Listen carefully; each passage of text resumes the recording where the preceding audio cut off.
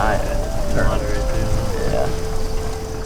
Well, welcome to Midwest Whitetail. As you can see, I'm out on Mike and I's farm right now, and it's soggy. Well, I guess that's an understatement. It's starting to flood. We've just been getting pounded with rain out here, and just doesn't seem to stop. It's sprinkling right now. We haven't made it over to check the river, but I know that's got to be close to getting outside its banks. So this is the food plot that I was most concerned about. As you can see, the turnips that are up look awesome. I have some autumn quick plot around the edges that's starting to come up. I just don't know how long they're going to be able to take all this water, so we'll wait and see on that. Like I said, I'm on Mike and I's farm, and nothing's really changing this year. We've made a lot of improvements, as you've seen, over the off season. So I'm really excited. We haven't really had any bucks show up that we recognize, but we also haven't started running cameras too hard yet either. But for me personally, I moved due to work. I had to move a couple hours away from here, so it's made it a little bit tougher getting back and doing some of these projects. And as a result of moving, I also lost permission on the two main farms that I've been hunting the past few years. So you know, it's a change. It's never fun when you lose permission on farms, but you know, so you kind of roll with the punches and look for new farms and start new things. It's something I enjoy doing. I enjoy hunting new properties. I enjoy the challenge of it. So moving forward, I do have a couple of farms that will be new to me this year that I've gotten permission on.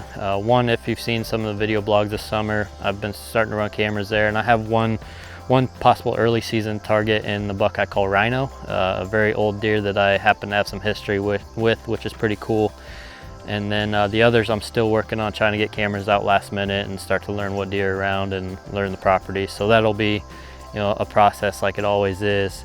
On this farm here, Mike and I are a little bit behind the game with being so busy this summer, but we're gonna get cameras out here in the next week or two to try to find some of these bucks back. As I mentioned earlier, nothing showed up on the few cameras we do have out. We're gonna get more aggressive with the cameras. If you remember, probably the buck that I'm most looking forward to, if you remember, is that Merino buck that we passed our very first hunt here last year, just 50 yards away. He's probably the one that has the most potential to make a big jump. We were thinking he was a 4-year-old last year.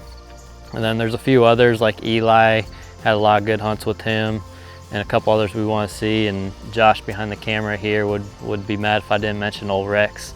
I expect him to be back around this year too. So plenty of targets. They just got to start showing up, and I'm sure they will once deer start falling into their ranges here and start working scrapes and all that. We'll get a better inventory. So today, just gonna check things out, see how bad the flood is, check these food plots out, and maybe move a few cameras around and just start that process. But it'll be a fun fall, challenging of course, and I'm looking forward to it. I'm leaving here in a few days for an elk hunt, and then once I get back for that, it'll be go time. So I'm excited for this fall.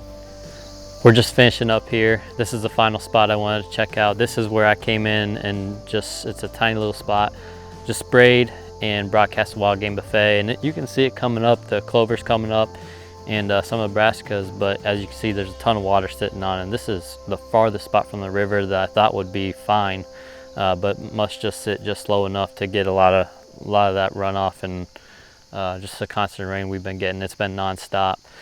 But the positive thing is we're just a few weeks away from being able to climb in a stand, and I'm excited. Even though it seems like we're far behind on these projects and get cameras out, we're gonna get aggressive and get things rolling. And after this, we're gonna check in with one of our new guys, Paul, and after that we'll check in with Caleb and Taylor and see how things are shaping up for them.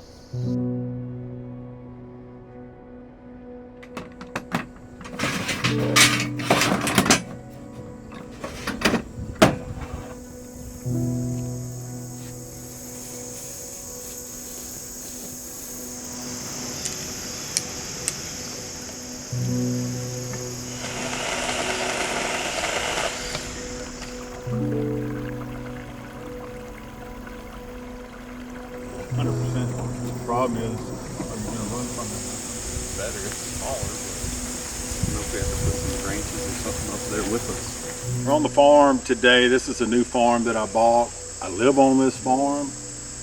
We know nothing about it. We don't have a deer history on it. We don't know deer movement on it. We don't know patterns. We know nothing. So what we've done, we've come in, I put in 3 food plots in areas. It's got a lot of CRP and a lot of really nice native grass on this piece of property.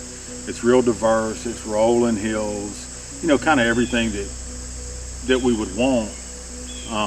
Part of it, it's going to be awesome to learn the piece of property, learn how the deer move, learn what deer we have, or you know, worst case, what deer we don't have.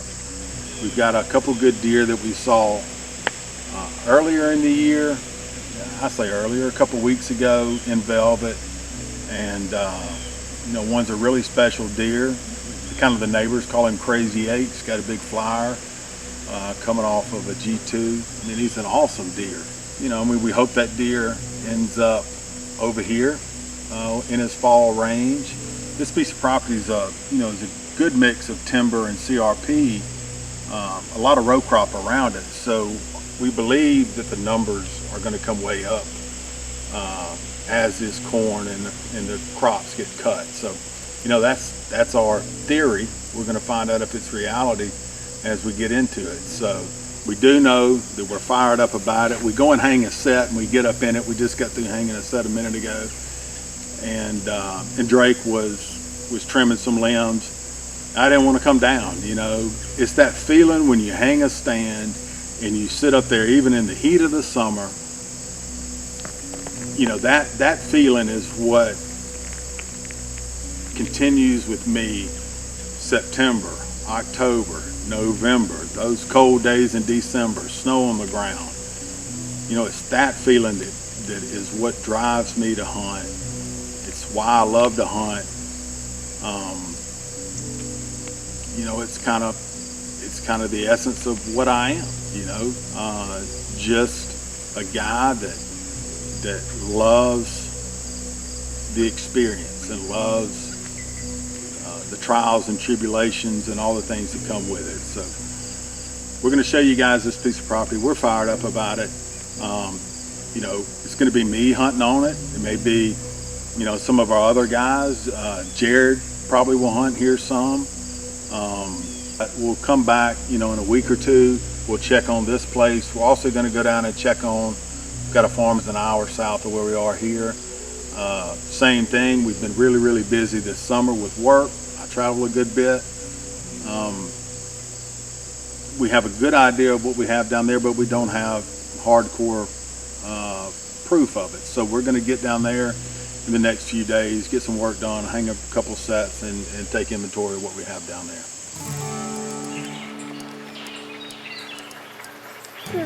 More?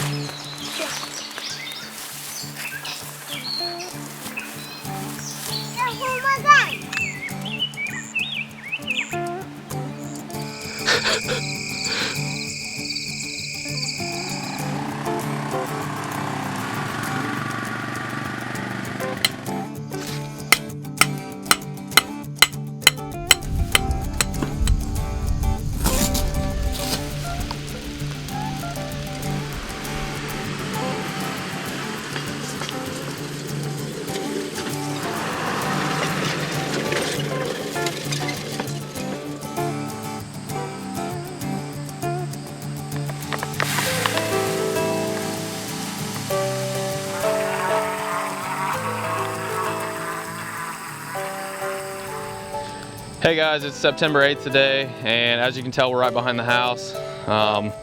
We have two bucks that we're definitely going to be after very hard this upcoming season.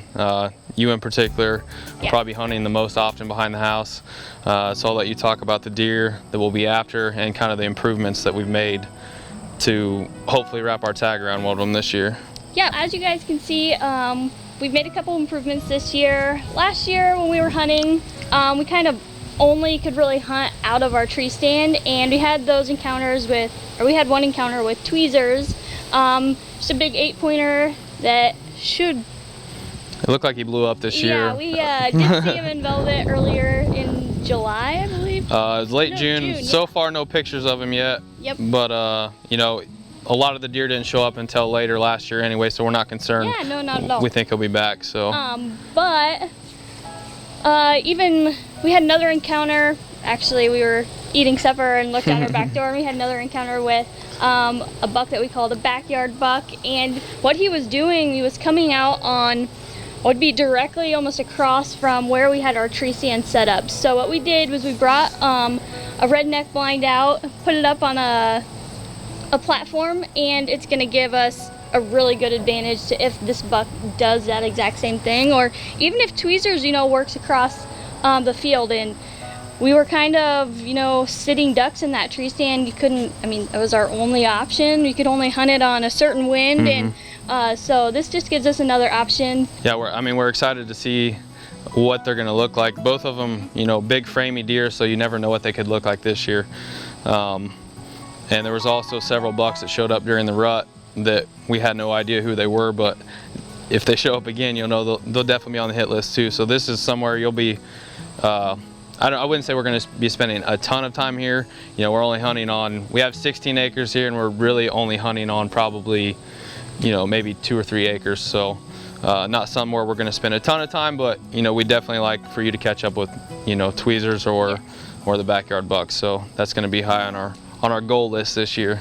So moving over to the main farm that we own and where we spend most of our time hunting, our early season strategy is going to be, you know, kind of the same as it always is. We're going to be spending most of our time focusing on a couple different plots. One plot in particular that's been good for us for many years is the clover plot.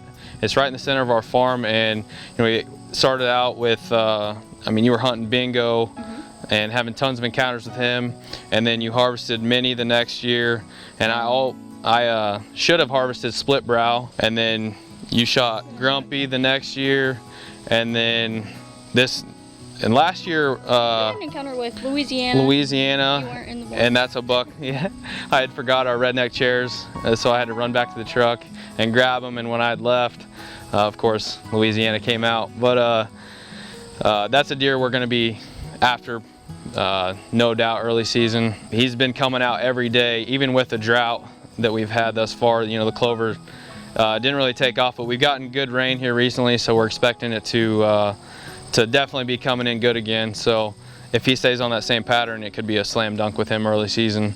And then Magnet, a buck that got his name from literally following us everywhere around the farm. Wherever we hunted, he seemed to find us. Yeah, so I think we had an encounter with him in almost every single plot. So you never know where he'll be, and he'll definitely be on the hit list this year as well. So it's exciting to have several targets this year on the farm, and we're looking forward to hunting them. So the next farm we're super excited about this season is the farm that I had a couple different encounters with a couple different bucks. Early season, I had an encounter with a buck that we call 9 Lives. I actually missed him with my muzzleloader, and so I'd really kind of like to have another shot at him if possible. It brings in the reality of no matter how long you hunt, things will happen along the way that you can't predict, and that's why it's fun. That's what makes it fun, when everything comes together perfectly. So I mean, that's why we do it. I mean, had a rough season, but we're gonna move past that. Also on this farm is a buck we call Nemo. He actually had kind of a little messed up G2 last year. That's where he got his name. Had a couple different encounters with him, and he is probably going to be the main buck that I'm after this year with my bow. Just an absolute stud, and we have that history with him that I can't get past, and he'd just be an awesome buck to put on the ground. But yeah, there's nothing better than building the history with the deer. But he's not a buck that will probably be after at all early season. You know, it'll be more of a rut plan. But a buck that we could definitely run into early season also is a buck that you had history with last year as well, a buck that we call Double Throat Patch. He was frequenting that plot quite a bit. So overall, we have several bucks that we're excited to get after. You know, season's only 3 weeks away, and the next time you see us, we'll probably be in a tree doing a little doe management. So it's gonna be here before we know it. Well, it's a day and a half after I filmed that previous segment. As you can see behind us, things have got dramatically worse with the flood situation. Most of our farm is underwater now. This area right here behind us is where we normally park our vehicles when we come down. This is where I parked, like I said, a day and a half ago, and it was perfectly fine.